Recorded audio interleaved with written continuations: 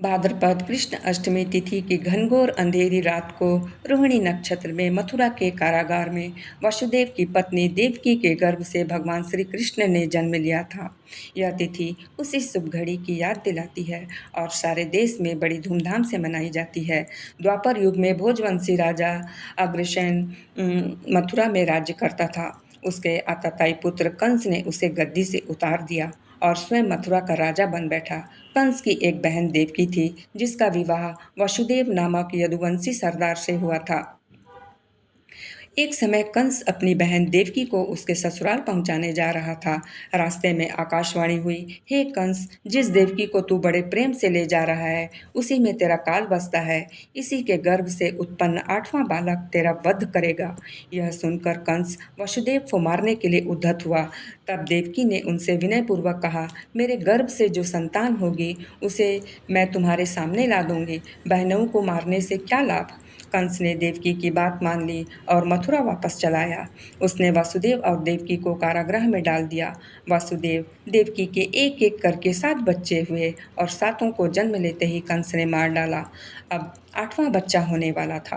कारागार में उन पर कड़े पहरे बैठा दिए गए। उसी समय नंद की पत्नी यशोदा को भी बच्चा होने वाला था। उन्होंने वासुदेव देवकी के दुखी जीवन को देख 8वें बच्चे की रक्षा का उपाय रचा। जिस समय वसुदेव देवकी को पुत्र पैदा हुआ, उसी समय संयोग से यशोदा के गर्भ से एक कन्या का जन्म हुआ, जो और कुछ नहीं सिर्फ माया थी। जिस कोठरी में देवकी वसुदेव कैद थे, उसमें अचानक प्रकाश हुआ और उनके सामने शंख चक्र गदा पद्म धारण किए चतुर्भुज भगवान प्रकट हुए। दोनों भगवान के चरणों में गिर पड़े। तब भगवान ने उनसे कहा, अब मैं पुनः नवजात का रूप धारण कर लेता हूँ। तुम मुझे इसी समय अपने मित्र नंद जी के घर वृंदावन में भेजाओ और उनके यहाँ जो कन्या जन्मी है उसे लाकर कंस के हवाले कर दो। इस समय वातावरण अनुकूल नहीं है, फिर भी तुम चिंता न करो। जागते हुए पहरेदार सो जाएंगे, कारागृह के फाटक अपने आप खुल जाएंगे और उपहंती अतः यमुना तुमको पार करने में मदद करेगी। उस समय वसुदेव नवजात शिशु रूप श्री कृष्ण को सूप में रखकर कारागृह से निकल पड़े और अतः यमुना को पार कर नंद जी के घर पहुँचे। वहाँ उन्होंने नवजात शिशु को यशोदा के साथ सुला दिया और कन्या को लेकर मथुरा आ गए। कारागृह के फाटक पूर्णवत बंद हो गए।